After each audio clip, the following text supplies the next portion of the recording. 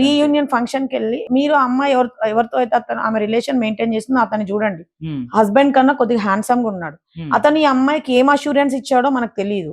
ఈ సినారియోలో పిల్లలు వెళ్ళిపోతే పిల్లలు అనే వాళ్ళు మనకు అడ్డైపోతారు, పిల్లల్ని వదిలి వెళ్ళిపోయిందనే ఇది ఉంటది అనేసి ఆమె అంత క్రుయాలిటీగా ఆలోచించిందంటే కామంలో ఉన్నప్పుడు అందుకే అంటారు కదా పెద్దలు, కామం నా తురం నా భయ నా లజ్జ అంటారు. కామంలో ఉన్న వాళ్ళకి ఏది కూడా కనిపించదు వాళ్ళకి ఆ మూమెంట్ లో.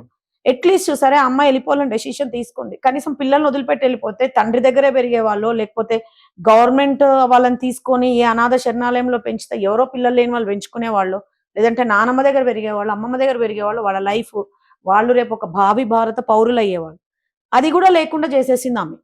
ఏం లాభం? ఇప్పుడు అలా చేసింది ఒక చాలా పెద్ద ఇష్యూని ఆమె క్రియేట్ చేసి ఒక సెన్సేషనల్ అయిపోయి ఈ రోజు ఆ అమ్మాయిలు జైల్లో బతకాల్సి వస్తుంది. అతను ఎవరైతే రిలేషన్ లో ఉన్నాడో అతను జైలుకి వెళ్ళాడు. ఇక్కడ పిల్లలు లేక ఇతని లైఫ్ ఖరాబ్ అయిపోయింది. 2 ఫ్యామిలీలు నాశనం అయిపోయింది. 3 ఫ్యామిలీలు. ఈ అమ్మాయి వల్ల తన కుటుంబం నాశనం అయిపోయింది, అబ్బాయి హస్బెండ్ తరఫు ఫ్యామిలీ నాశనం అయిపోయింది, పిల్లల జీవితాలు నాశనం అయిపోయింది. ఎవరితో అయితే రిలేషన్ లో మూవ్ ఆన్ అయిపోయిందో అతని లైఫ్ పాడైపోయింది, అతని వల్ల అతని కుటుంబము పాడైపోయింది. ఇంతమంది డిస్టర్బ్ అయిపోతున్నారు ఇలాంటి రిలేషన్స్ వల్ల. అంటే ఒక్క క్షణం మనం ఆలోచించాలన్నమాట, మనకు కావాలి ఏంటి అన్నది. అసలు ఈ రిలేషన్ లో వాళ్ళు ఎందుకు వెళ్తారో అనడానికి రీజన్, నేను ఒక అమ్మాయిని అడిగితే మా హస్బెండ్ అప్పుడు ఉన్నట్టు ఇప్పుడు లేరు, నన్ను అప్పుడు తిప్పినట్టు బయట తిప్పట్లేడు, అప్పుడు ఇచ్చినట్టు నాకు వాల్యూ ఇవ్వట్లేదు, ఆయన అప్పుడు ఉన్నట్టు లేడు. అమ్మాయి విషయంలో అడిగితే అమ్మాయి లావ్ అయిపోయిందనో, లేదా ఇప్పుడు అందంగా లేదనో, అమ్మాయిని చూస్తే నాకు ఫీలింగ్స్ రావట్లేదనో, ఇలాంటి చిన్న చిన్న రీజన్స్ చెప్పి రిలేషన్ లో మూవ్ అయిపోతున్నారు.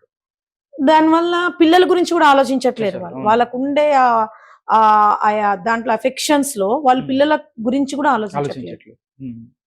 అటు మగవాళ్ళు ఆలోచించట్లేదు, ఇటు ఆడవాళ్ళు ఆలోచించట్లేదు. ఆలోచించి పిల్లల్ని పట్టుకొని ఉండేటువంటి లేడీస్ ఎవరైతే ఉన్నారో 75% లేడీస్ ఇంకా కూడా అలాంటి రిలేషన్స్ లోకి వెళ్లకుండా పిల్లలు పట్టుకొని ఉంటున్నారు. అలాంటి వాళ్ళు ఫ్యూచర్ లో ఏమైపోతుంది, అటు హస్బెండ్ తో లేక పిల్లలు పెద్దయి వాళ్ళ లైఫ్ వాళ్ళు చూసుకొని వెళ్ళిపోవడం వల్ల వీళ్ళు ఇండిపెండెంట్ అయిపోతున్నారు, సింగిల్ గా మిగిలిపోతున్నారు.